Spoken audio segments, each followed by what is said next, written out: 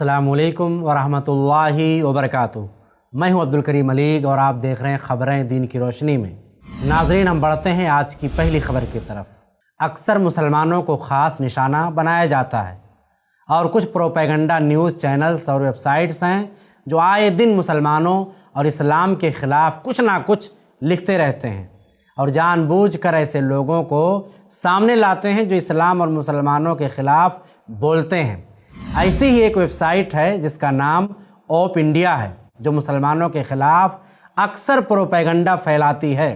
एक प्रोपेगेंडा उन्होंने हाल ही में अपने वेबसाइट के ज़रिए फैलाया और स्क्वायर फीट इंडिया वेबसाइट का हवाला देते हुए लिखा कि मुंबई के कुछ रियल इस्टेट वेब पोर्टल्स पर प्रॉपर्टीज़ सिर्फ मुसलमानों को किराए पर देने या सेल करने वाले एडवर्टाइजमेंट दिखाई देते हैं, जो नॉन मुस्लिम्स के साथ एक भेदभाव है। ऐसे ही कुछ एडवर्टाइजमेंट बताते हुए इसे एक चौंकाने वाला खुलासा करार दिया।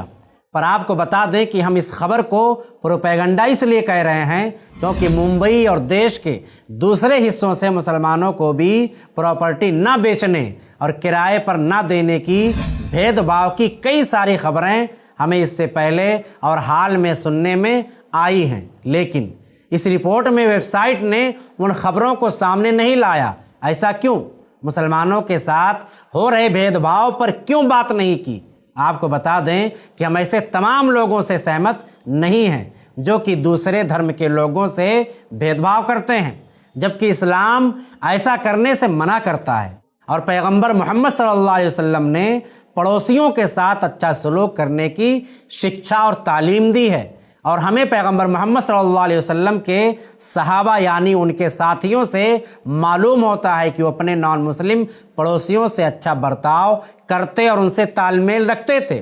इस्लाम पड़ोसियों के साथ इस्लामी तालीमात का ख्याल रखते हुए ताल्लुकात रखने से मना नहीं करता, ना ही इस्लाम नॉन मुस्लिम्स के साथ बिजनेस करने से रोकता है। और एक अहम बात, एक स्टडी के मुताबिक जो नॉन मुस्लिम मुसलमानों के करीब रहते हैं उनमें इस्लाम के ख़िलाफ़ बहुत कम नफ़रत पाई जाती है, क्योंकि सभी लोगों को एक दूसरे को समझने में आसानी होती है। आज हम सबको ऐसा करने की ज़रूरत है। मोहतरम नाज़रीन, ख़बरों को दीनी एंगल के साथ इसलिए पेश किया जाता है ताकि आप लोग इन ख़बरों से नसीहत हासिल करें और समाज को एक बेहतर समाज की तरफ ले जाने में हमारी मदद करें। अब बढ़ते हैं अगली खबर की तरफ। पीएम नरेंद्र मोदी ने जिस हेयर ड्रेसर की तारीफ की थी उस पर हुआ चीटिंग के आरोप में मुकदमा। तमिलनाडु के मदुराई शहर के हेयर ड्रेसर सी मोहन ने लॉकडाउन में गरीबों की लाखों रुपए खर्च करके मदद की थी, जिसके बाद पीएम नरेंद्र मोदी ने अपने मन की बात प्रोग्राम में उनकी तारीफ की थी। अब उस आदमी को मदुराई सिटी के अन्ना नगर पुलिस ने लोगों से चीटिंग करने और ज़्यादा इंटरेस्ट पर पैसा देने के आरोप में एग्जॉर्बिटेंट इंटरेस्ट एक्ट के तहत मामला दर्ज किया है। मामला दर्ज करवाने वाले शख्स का नाम एम जंजयराजन है, जिसने बताया कि उसने सी मोहन के पास से 2016 में 30,000 रुपये उधार लिए थे, जिसका उसने अब तक करीब 48,000 रुपये सिर्फ इंटरेस्ट चुका दिया। पर अब फाइनेंशियल कंडीशन ख़राब होने की वजह से इसके पास और पैसे नहीं हैं उसे चुकाने के लिए। उसने बताया कि 2017 में मोहन को 15,000 रुपये और 25,000 का चेक भी दिया था, जिसके बाद मोहन ने लोन पूरा होने की बात कही थी। लेकिन जब जंजयराजन ने उससे अपने डिपॉजिट रखे हुए पेपर्स मांगे तो उसने लौटाया नहीं। जंजयराजन ने कहा कि मोहन ने उसे इसी लोन के मामले में धमकाया भी था। इसी वजह से जंजयराजन ने सी मोहन के खिलाफ पुलिस में शिकायत दर्ज की। मामला दर्ज होने के बाद से मोहन फरार है। आपको बता दें कि मोहन पर जो आरोप लगे हैं इसकी सच्चाई कोर्ट के फैसले के बाद ही सामने आएगी। पर जिस तरह के आरोप मोहन पर लग रहे हैं, अगर वाकई ऐसा हुआ होगा तो ये काफ़ी गलत बात है। एक तरफ तो वो लोगों को परेशान कर रहा है और दूसरी तरफ लोगों की मदद कर रहा है। ऐसी मदद का क्या फ़ायदा? सूद से लोगों का नुकसान ही होता है। इसलिए इस्लाम ने सूद लेना देना, लिखना और गवाही देने को हराम करार दिया है और ऐसा करने से मना किया है, क्योंकि सूद से अमीर और अमीर होता है और गरीब, और लोगों का सूद चुकाते चुकाते पसीने छूट जाते हैं। अल्लाह ताला लोगों की मदद करते हुए उन्हें बगैर सूदी इंटरेस्ट पर पैसे उधार देने की तालीम देता है। और आखिरी नबी मोहम्मद सल्लल्लाहु अलैहि वसल्लम ने फरमाया कि अगर किसी ने उधार पैसे दिए तो उसका ये अमल उसके लिए सदका करने के बराबर है। बगैर इंटरेस्ट से पैसा देने को सदका यानी चैरिटी करार दिया है। लोगों की मदद करना ही है तो उन्हें बगैर सूद से पैसे देकर मदद करें, उन्हें तकलीफ देने से बचें। इस्लाम यही तालीम देता है। मोहतरम नाज़रीन, अगली खबर पर जाने से पहले आपसे गुजारिश है कि हमारे प्रोग्राम्स को लाइक और चैनल को सब्सक्राइब ज़रूर करें। सऊदी अरब सरकार ने उम्रा यात्रा की शुरुआत करने की घोषणा की है, जो अलग अलग फेजेज और वक्त में होगा, जिसके पहले फेज की 4 अक्टूबर से शुरुआत होने जा रही है, जो सिर्फ हर रोज 6000 सऊदी नागरिकों के लिए होगा। और फिर इसके बाद दूसरा फेज 18 अक्टूबर से होगा और इस फेज में भी सिर्फ सऊदी अरब के नागरिकों को उम्रा करने का मौका मिलेगा, जिसमें हर रोज 15,000 लोग उम्रा कर सकेंगे। फिर इसके बाद तीसरे फेज में, जिसकी शुरुआत 1 नवंबर से होने वाली है, सऊदी अरब के बाहर मुल्कों के लोग भी उम्रा कर सकेंगे, जिसकी कुल तादाद 20,000 होगी। इसी के साथ साथ करीब 60,000 लोग मस्जिद हराम में इबादत के लिए रोजाना पहुंच सकेंगे। सऊदी के मिनिस्ट्री ऑफ हज और उम्रा के मुताबिक जब कोरोना वायरस का पूरा मामला गुजर जाएगा, उसके बाद ही मस्जिद हराम पहले की तरह सब लोगों के लिए खोली जाएगी। और एक अहम बात, सऊदी सरकार ने एतमरना नाम का एक एप्लीकेशन तैयार किया है।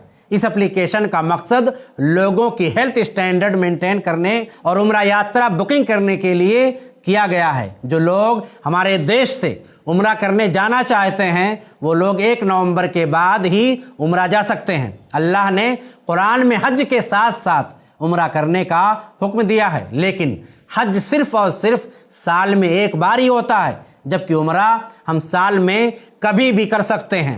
उम्रा सुन्नत है, फर्ज नहीं है। उम्रा करने से हमारे गुनाह झड़ जाते हैं। उम्रा करना नेकी का काम है और याद रहे, नेकियां गुनाहों को मिटा देती हैं, जैसा कि अल्लाह ने सूरा नंबर 11 आयत नंबर 114 में फरमाया कि बेशक नेकियां बुराइयों को मिटा देती हैं। अब बढ़ते हैं अगली खबर की तरफ। आज कोरोना वायरस के इस दौर में लोगों की सेहत के साथ साथ फाइनेंशियल कंडीशन भी बिगड़ती हुई नजर आ रही है और लोगों को अपना इलाज करवाना बहुत मुश्किल हो गया है। कोरोना के ऐसे बुरे दौर में भी बेंगलोर के सैयद सबील गरीब और ज़रूरतमंद लोगों की मदद के लिए आगे आए हैं। आपको बता दें कि रेमडेसिविर नामी दवाई कोरोना वायरस इन्फेक्शन मरीजों के इलाज के लिए बहुत ज़्यादा डिमांड में है। बेंगलोर मिरर की खबर के मुताबिक बेंगलोर में कुछ लोग इस दवाई को MRP रेट से 10 गुना ज़्यादा कीमत में बेच रहे हैं, जिसकी वजह से गरीब और ज़रूरतमंद लोगों को काफ़ी परेशानी हो रही है। सैयद सबील ने बताया कि बहुत से गरीब मरीज कोरोना के इस दौर में सरकारी हॉस्पिटल से दवाई नहीं मिलने की वजह से परेशान हैं। लोगों की इसी परेशानी को समझते हुए सबील ने ऐसे ही गरीब ज़रूरतमंद लोगों की मदद करने के लिए सामने आए और उन्होंने अलग अलग दवाई कंपनियों से बात की और रेमडेसिविर नामी इस दवाई का बल्क ऑर्डर दिया ताकि गरीब और ज़रूरतमंद लोगों की मदद कर सकें। अब तक उन्होंने करीब 16 लाख दवाई लोगों तक पहुंचाने का काम अंजाम दिया है। रेमडेसिविर दवाई की एक छोटी सी बोतल करीब 4 से 5 हज़ार कीमत की है। आज कोरोना वायरस और लॉकडाउन की वजह से लोगों के हालात को देखते हुए अक्सर मरीजों को उन्होंने भारी डिस्काउंट रेट पर दवाई पहुंचाने का काम अंजाम दिया और उसी के साथ साथ सबील ने एक NGO के साथ मिलकर ऐसे ही ज़रूरतमंद लोगों तक ऑक्सीजन पहुंचाने का काम भी अंजाम दिया। ऐसे मुश्किल हालात में भी डटकर लोगों की मदद करना ये जज्बा इंसानियत के लिए एक आला मिसाल पेश करता है। आपको बता दें कि दीन इस्लाम इंसानी जान बचाने को काफ़ी अहमियत देता है और लोगों की मदद के लिए हमेशा आगे रहने की हिदायत भी देता है। नाजरीन, आज के लिए इतना ही। इंशाअल्लाह फिर मुलाकात होगी अगले एपिसोड में नए खबरों और नए तज्जियों के साथ। दीजिए इजाज़त। अस्सलामु अलैकुम वरहमतुल्लाहि वबरकातुहू। ऐसे ही और वीडियोस बनाने में हमारी मदद करें